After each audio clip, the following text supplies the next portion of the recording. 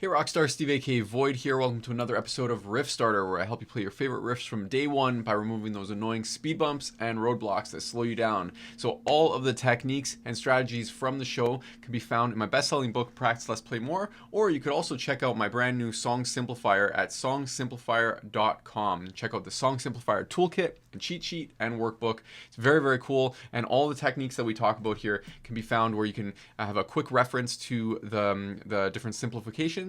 And when you check out the site, you'll definitely know what I mean. So welcome to the show. Say hi in the comments. I'm pointing my screen over here. That's where I see the comments, but you'll probably see them below.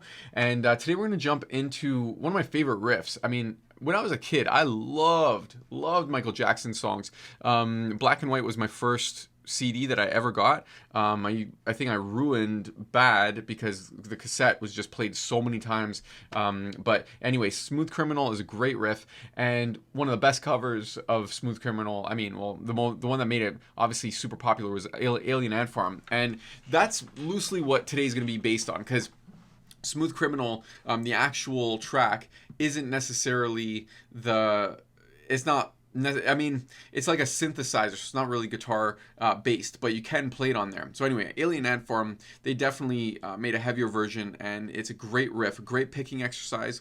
And as far as the riff itself, the mistake that a lot of guitar players make, and why I have the show Riffstarter, is because a lot of guitar players will try to match their current skill level to the level of the song.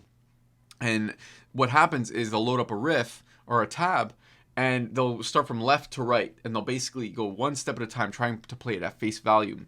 And that's already going to be a problem. But what I noticed specifically with this song, which is very interesting, is I went to go look up different tabs on online, and there's not really that many. And then also, for the Alien Ant Farm version, but then I checked out video tutorials on YouTube, and they're actually pretty sloppy. Like, I don't want to hate on anyone, but I couldn't find one where there was precision in the movement, and also it wasn't even really accurate. So what I'm going to do today is I want to just show you a couple of quick things to get you started with this riff. Okay, Riffstarter. I want to get you started with this riff so that you could play it, because it's a really cool riff. And let's actually jump right into it. So again, instead of trying to match your current skill level to the level of the riff, what we're going to do is we're going to match the riff to your current skill level, and that's how you play from day one. Now from there, you can upgrade until it sounds like the original, or until you're satisfied. But we got to start with playing something that's musical. Okay, so let's go over to the guitar cam, and I'll show you what we're doing here. So I'm in drop D tuning right now, all right, and some of the tabs will say that it's a single note, some of the tabs will say it's power chords, like conventional power chord and standard tuning, but I'm in drop D, okay? And so what I'm going to do here is I'm going to first I'll play the riff. I mean, you saw it at the beginning here, but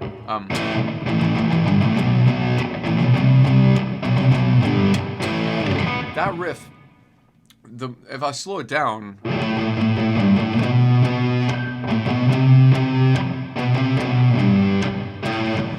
there's going to be slight differences in how Alien Ant Farm did it and how Michael Jackson did it. But this riff here, I'm going to show you the easiest way to get going with it to what I think represents the riff itself. So again, it's like, so that's it.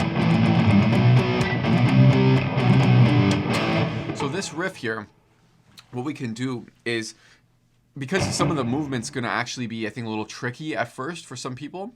If it's tricky for you, especially some of these little moves, trying to coordinate that with the pick and the fretting hand, we're going to remove some of that stuff first. We're going to simplify it, have less movement first, and then we're going to add that back in. Okay, and this is how you play from day one, is you match it to your current skill level. So we remove some of the elements. You'll see again in the Song Simplifier. Go to songsimplifier.com and you can check it out. It's a free download. You're going to see that there are a bunch of different ways you can simplify songs. Okay, I talked about them, and if you've watched other episodes of Riffstarter, then you'll know what I mean. But basically, we have the first one. I would do less movement. So instead of going like,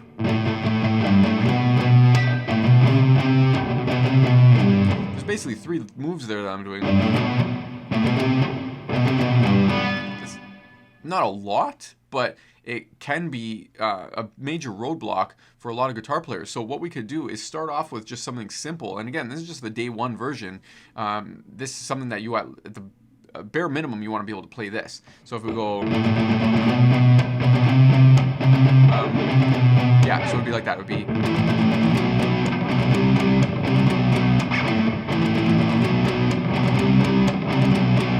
with one finger, with drop D power chords, I'm going 7. Let me go clean, actually, so you could hear this a little better. I'm going 7, down, up, down, up, down, up, then down, down on 9, down, up, down, down on 10, down, up, down, down on 9. So it would go.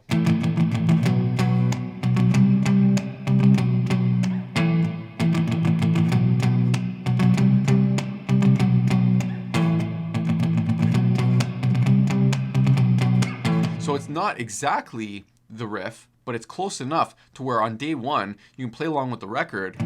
So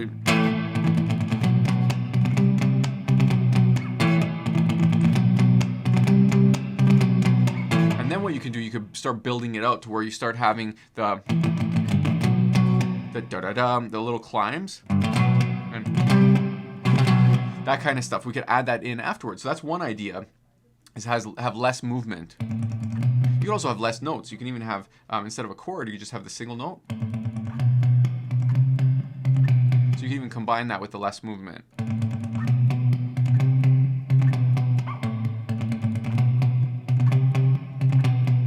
Okay, and then add the climbs afterwards. That kind of stuff. But starting off with the bare minimum, okay? So starting less movement. Or less notes. So again, just the single notes. Another thing you could do is no palm muting.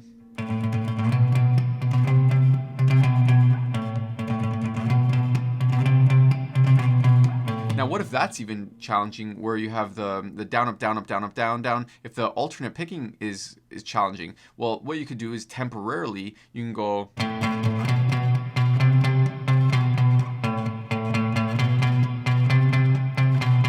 Then you might be thinking, well, wait a second, that doesn't sound anything like Smooth Criminal. Well, don't worry about it. Just play along with the record. Put the record on and play along with it. Let's say I'm doing it with the chord. You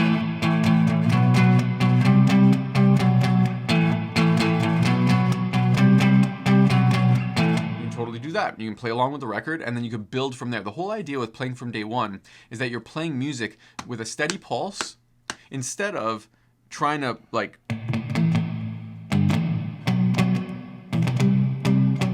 where it's all a big mess and it's not steady. As a guitar player, you need to be playing steady. So what we're going to do is we want to rig the game so that you could play something steady, something steadily with the musical pulse, and then you play along with the record, and then you start building it out from there. Okay, so you want to make some kind of simple version first.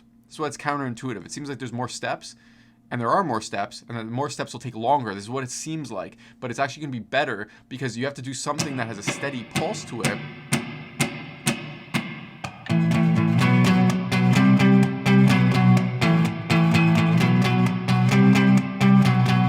Playing that along with the record is so much better than if you were going to go.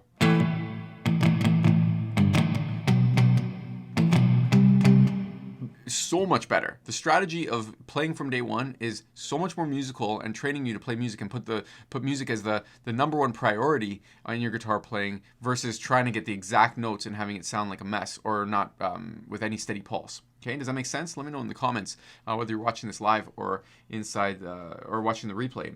This is so important. So less movement, no palm mutes. Like you can even do this. You can go 7 7 7 5 5 5 3 3 3 5 5 7 7 7 7 5 5 5 3 3 3 5 5. You can basically do that as well. Like you so da da da da da da da da da da da. Let the track, the other musicians, do all the other movement at first so that you could at least play along with it, and then you could start building from there. It's actually going to be way easier to do the upgrades and start adding this stuff once you're able to do the first steps. But a lot of guitar players, again, trying to match their current skill level to the level of the record, they just overwhelm themselves because there's just too many movements, too many coordinations. So what you're doing here is you're tackling some of the coordinations first and simplifying things so that you can play it with a musical pulse, and then you start upgrading based on that foundation. Okay, it's counterintuitive approach. Not a lot of people will understand it or fully get it or even believe in it, because you might think, oh well, why would I do that when I can just play what's exactly on the tab? Well, how's that working out for you? I mean, probably not that well. For a lot of people who come into my world, that's basically, there's like this stop and go type of strumming, or they're not able to play certain formations. And so what we want to do, want to temporarily turn off the inner perfectionist, and we want to basically simplify. And this is why songsimplifier.com, go check it out. It's really, really good. And if I do say so myself, I've been getting some really great results with it. And this is basically everything that I'm showing you on this show is inside that toolkit. So you go check that out for free, and make sure to watch the video that's on the next page. Once you download it, there's a video that shows you how to use it. All right, so that's all I've got for you today. I hope that you enjoy it. I hope you enjoyed the song Simplifier if you go and download that. And I hope I hope to see you next week on the next episode of Riffstarter. Take care.